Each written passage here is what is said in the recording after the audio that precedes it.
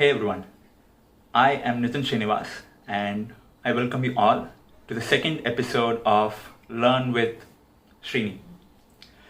Well, today's topic is one of my favorites, which is cricket, stats and anecdotes related to the game. Let's get started. All right, first question coming up. Which of these teams has won an ODI World Cup but not a T20 World Cup? Pakistan, Sri Lanka, Australia, England. And the answer is Australia. Even though Australia has won 5 ODI World Cups, they are yet to feature in a T20 World Cup final, let alone winning one. Well, there have been 6 editions of the T20 World Cup so far. Do you remember all the 6 winners? Let's take a look. All of us remember that India won the World Cup, the inaugural edition in 2007, where we defeated Pakistan in that famous match. The next 3 World Cups were won by Pakistan in 2009, England in 2010, and West Indies in 2012. And 2014, India had a disappointing campaign in the final where we failed to chase down 135 despite having 6 wickets in hand. That was a bad experience. 2016, of course, all of us will remember. West Indies needed 19 runs in the last over, and Carlos Brathwaite went 6-6-6-6 against Ben Stokes. That was an unforgettable match for all of us. Moving on. Next question. Brian Lara holds the record for the highest test score, 400 not out. But which of these players was the first to score 350 plus in an innings in tests? Matthew Hayden, Gary Sobers, Lynn Hutton, Don Bradman. And the answer is Lynn Hutton. Lynn Hutton scored 364 in the 1938 Ashes, of course, against Australia. Since then, there have only been 4 players who've breached that mark. So 20 years later, in 1958, Sir Gary Sobers scored 365 not out, then the highest test score. He held that record for the next 36 years, till 1994, when Brian Charles Lara announced his entry to Test cricket with a 375 in 1994. He went on to hold the record for the next 9 years or so, till Matthew Hayden bettered it by about 5 runs, scoring 380. But Lara got up again in another 6 months to regain the record back in April 2004, scoring that immortal 400 not out. Interesting, isn't it? All right, moving on. Next question. Among the following Indian opening batsmen, who was the first to take a 5-wicket haul in ODIs for Team India? Sunil Gavaskar, Chris Srikanth, Sachin Tendulkar, and Sourav Ganguly. And the answer is Chris Srikanth. Srikanth, who has over 6,000 international runs to his name, has also taken 25 ODI wickets. And in that, he also has 2 5-wicket hauls against New Zealand in the same series in 1988.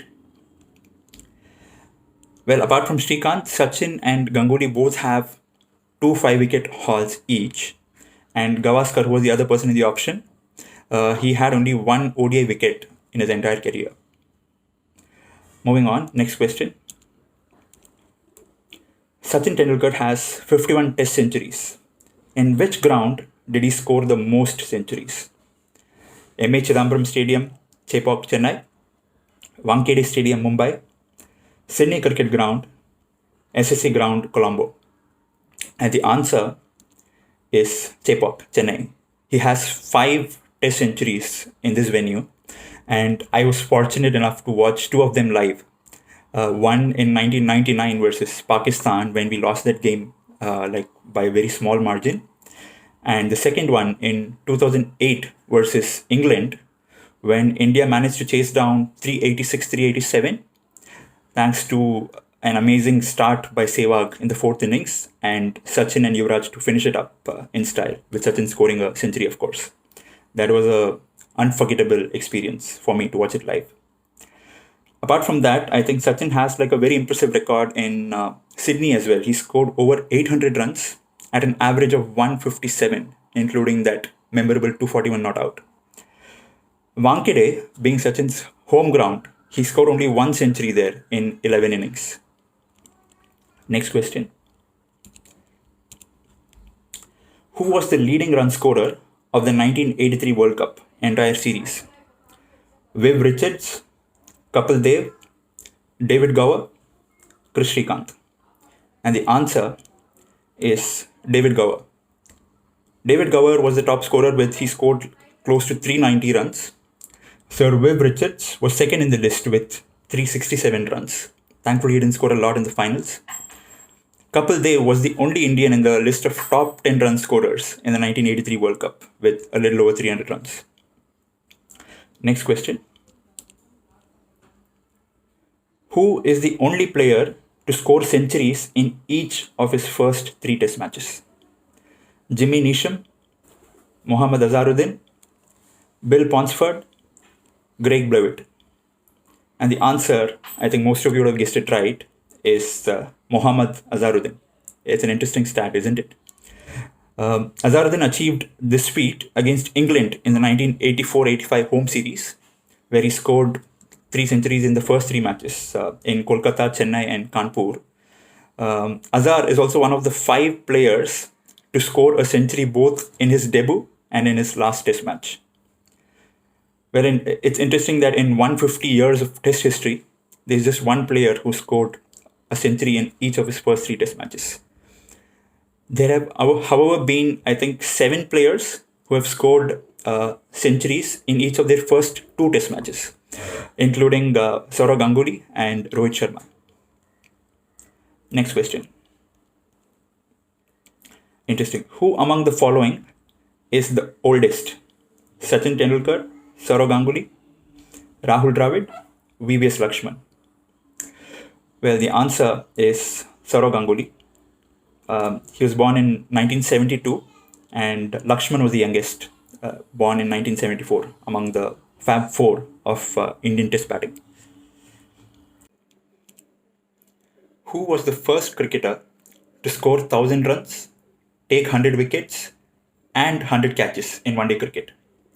Kapil Dev, Alan Border, Wasim Akram and Sir Viv Richards. And the answer is Viv Richards. Among the 4 options which are there, Kapil and Wasim did not take 100 catches and Border did not take 100 wickets. Next question. Who holds the record for the fastest ever maiden Test 100 of just 71 deliveries? Shikhar Dhawan, Prithvi Shaw, Colin de Grandhomme and Brendan McCullum. And the answer is Colin de Grandhomme. Interestingly, that remains his only Test 100 till date. Next question. Who is the leading run scorer in IPL as of today? Suresh Raina, Virat Kohli, David Warner, Rohit Sharma. And the answer is Virat Kohli. As of today, he has a little over 5,400 runs, edging over Suresh Raina by about 50 runs. Suresh Raina is an IPL legend in his own right. And with David Warner and Rohit Sharma, they complete the top 4 in terms of runs scored in IPL. Well, with that, we come to the end of today's episode of Learn with Srini. I hope you enjoyed it. See you soon in another episode. Thank you.